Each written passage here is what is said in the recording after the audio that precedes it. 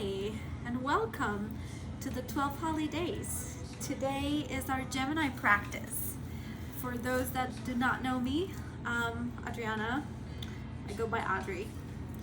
I'm with Courtney, the other founder of this yoga school, and we are super excited to be here together sharing the sign of Gemini.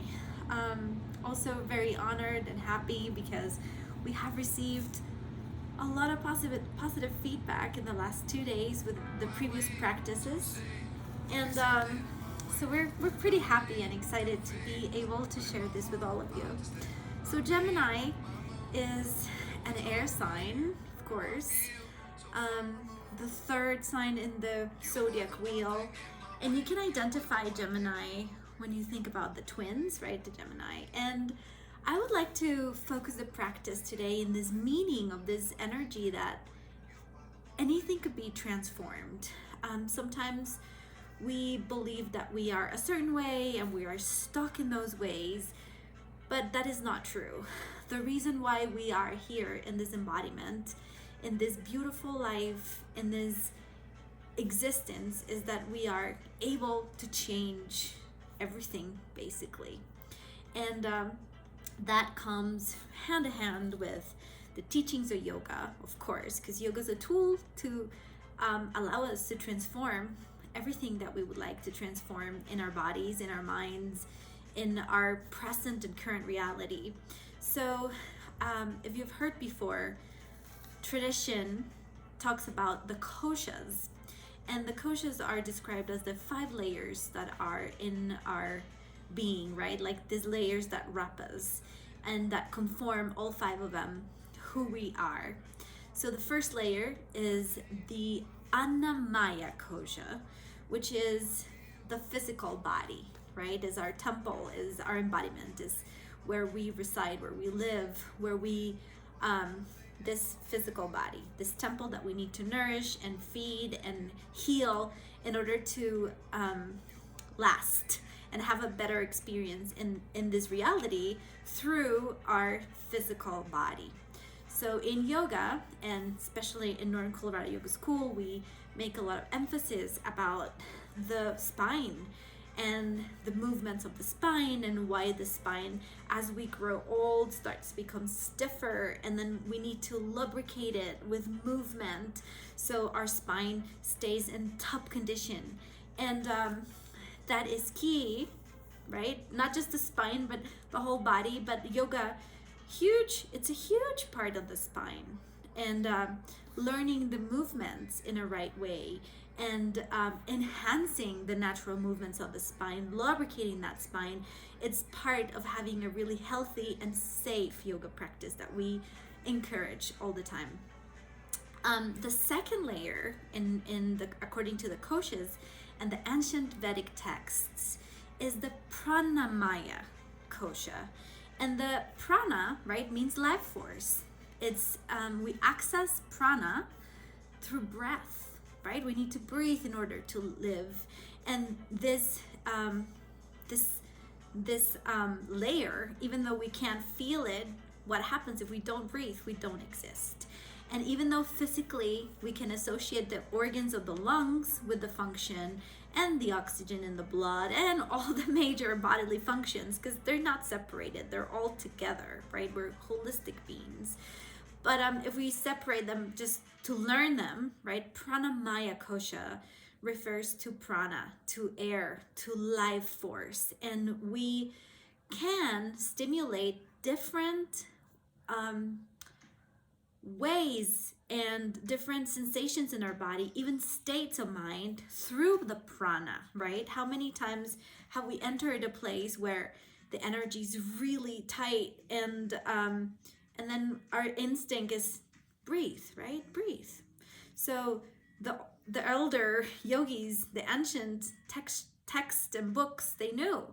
And you can modify a lot of things through breath. You can come down, you can get energized, you can get balanced. I mean, there's an infinite way of things to do through pranayama, through breath, to better your health and your mental health overall. my teacher, Amma, my guru, she says that everything could be fixed with pranayama, but you got to be really careful, right? And treat pranayama very carefully and sacredly, because if you overdo it or if you do it the wrong way, you can potentially harm yourself, and there's no coming back from that. So I always encourage you to practice pranayama safely under the guidance of professionals that have been trained for it, to listen to your body at all times, right? If you start to feel dizzy or if you feel like you're overdoing it, stop right away. Your body's telling you, and you listen to it. And the third layer is the Manamaya Kosha, the mind, right? In the current paradigm that we live in, there's a lot of great stuff, like a lot of yoga, a lot of new agey things, but there's a lot of misinformation, right? Where the mind ends up being the enemy, and it's not. The enemy is ignorance, not the mind. The mind is a great servant, right? My teacher says is a great servant, is a terrible boss. We gotta learn how to tame the mind. And we all have had thoughts where the thoughts go out of control, and then we start to feed those fears, and then those thoughts become until so great and so scary that we lose it a little bit. So that is the mind. So the mind can work for us and not the other way around. And that's what the Manamaya Kosha also states. Like there is a lot of ways to calm the mind through meditation, through breathing, through the asana practice, but this is a very important aspect of our beings, is our third layer. Without thoughts, without the awareness, we would not be embodied, right? The fourth layer is the Vigna Maya Kosha, and is our causal body, or you've heard in more Western traditions, the astral body.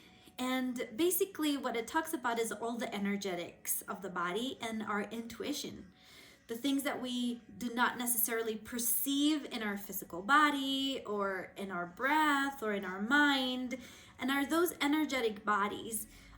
We can sit here and talk about those for hours. I'm just giving a quick review of the koshas, so when we do the practice, it makes more sense. But yeah, the Vignamaya Kosha, in a very limited explanation, is your intuition, or your subtle bodies, astral, causal, those energetic fields. And then the last one, the fifth Kosha, which is Anandamaya Kosha, which is the Bliss Kosha. So I love it because all of us can access to this. This is not a layer that is unattainable. It is there. We just have to go through all the layers to be able to tap into this one. Ananda in Sanskrit means bliss. So it's blissful. It's the blissful state, the ultimate layer that we have to conquer to live blissfully and in absolute contentment. Once we have reached Ananda, there's nothing else to reach, because we are in absolute bliss and absolute contentment. We have conquered all the layers, starting from the physical all the way up to the blissful one. So yoga is a way to get enlightened, to live through Anandamaya Kosha, Pranamaya Kosha, Manamaya Kosha, Vignamaya Kosha, and Ananda Maya Kosha. So the 5 koshas. So Gemini energy, going back to our 12 holy days, Gemini energy is all about mutation, transformation, right? The ability of transform, of adapt like the air does. So we'll do one pranayama and a little bit of movement, right? It's very simple, and it's just going to initiate you in the ways of pranayama, and also moving the spine in ways to natural ways to make that flow move the prana to places where are healthy for you, and then where you can change your state of mind, or if you're feeling sluggish, or if you're feeling a little freaked out, just do the actions of the spine and move the prana a little bit as you breathe, and everything will be back to normal. And remember that you have the power to change everything within. We don't necessarily, within, and I go outside, within, we don't necessarily can change the outside or the outcome in the outside world, but we can totally contain and work on what feels here, right? I am having a very challenging month, and I'm here sitting, doing what I love, sharing with all of you, and choosing to be resilient, choosing to be in my best possible self, and still celebrate this embodiment and know that whatever challenges I'm going through right now are temporary, and I'm working to change them within. So enough talking, let's start. So the first pranayama we're gonna do is called Dirga Pranayama, or three-phase pranayama, where it's very helpful to realize where are we in terms of energy, right? When we start to freak out, we start to breathe really short from here up. And even like not necessarily freaking out. Throughout the day, we just don't breathe, or breathe really short. If you think of the babies and their bellies, they expand. It's the nicest thing to watch baby breathe, right? They go like to stand their bellies, they bring it in, and that's how we all should be breathing. So Dirga Pranayama, three-phase pranayama, is going to invite us to go back to that cycle of breath. So begin by placing your hands on your lower abdomen. And inhale as if you were becoming a barrel, allowing your belly to be distended. Belly, chest, shoulders, and then exhaling first on the shoulders, then the chest, then the belly.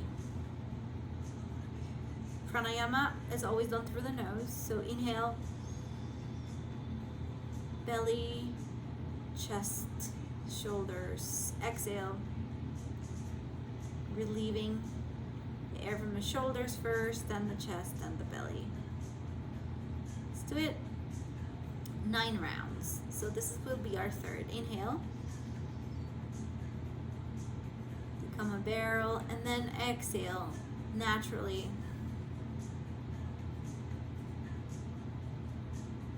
Inhale.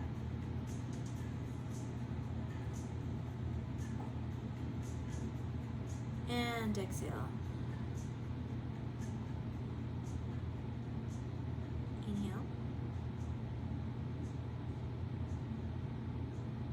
Exhale.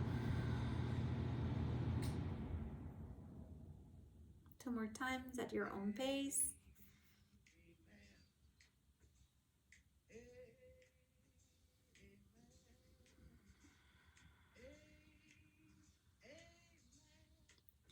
And then just close your eyes for a second, and maybe you can bring your hands into Anjali Mudra that allows you to go in. And then just notice the energy.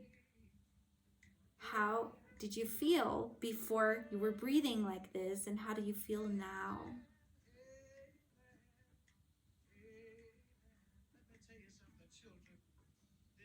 And now let's pair a little bit of breath and movement, moving the spine to keep it healthy and lubricated. So we're gonna inhale and bring our arms up, following our hands with our gaze, our drishti, and exhale slowly into a forward fold. It doesn't matter if you can bring your forehead all the way to the ground, or if this is where you are, it's perfect. And the next inhalation again, bring your arms up. Exhale, hands together, heart center, Anjali Mudra. Exhale everything. Take a deep breath. just see how the prana, right, how the energy, the air is moving in your body right now. So we're going to inhale, rotate the shoulders up and back, and open our chest. And bring the head back, following the nose with our gaze. And then exhale, bring the navel in and go back. Kind of like bringing your chin towards your chest and your navel in towards your spine. 2 more times. Inhale. Exhale.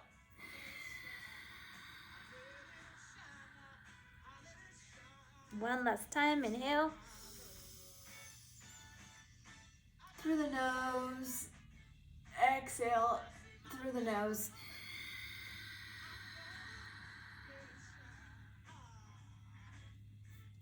Inhale, come back to center. So we just did flexion and extension, 3 rounds.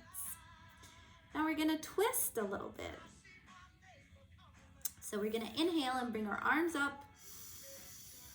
And as we exhale, we're gonna bring our left hand towards our right knee and our right hand back, looking back, twisting a little bit. So we inhale, elongate the spine, and exhale.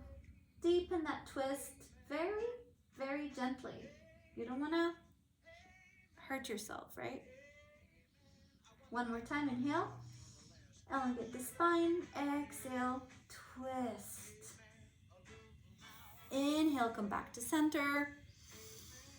Lift your arms and exhale. Now drop your right hand to your left knee, left hand back. Look over your left shoulder if you can and if it feels good. Exhale, twist. So inhale, I elongate my spine. Exhale, twist it a little bit. Inhale, elongate. Exhale, twist. Inhale, come back to center, arms up. Exhale, hands to the heart center. And then just kind of like, look how you feel right now. Assess how your energy is feeling compared to when you started to this moment. And one last one, we're gonna do a side extension. We hardly ever move that way, right? And it's important to keep that spine healthy. So inhale, bring both arms up. Exhale, drop your right arm, your right hand, it's holding you, and your left hand is reaching up and over. Here, your neck can look forward if that feels good to your neck. Or you can look towards your fingertips as long as your neck agrees with it.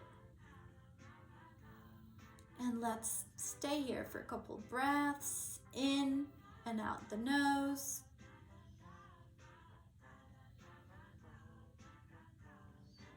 You can push a little bit over and further, feeling that side extension. Oh my God, this feels so good.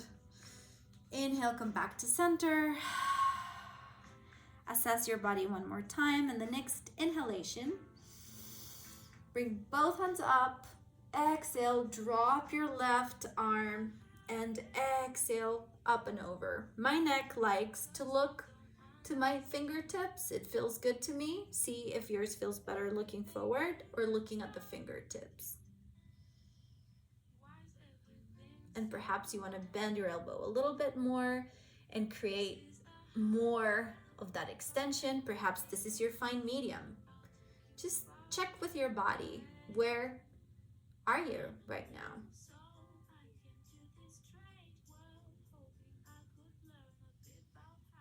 Just feel that. And kind of like as you breathe, try to breathe to your right side, like towards your right ribs, feeling that area of your body really extending and expanding and releasing. Oh my God, it's so good. Inhale, come back to center.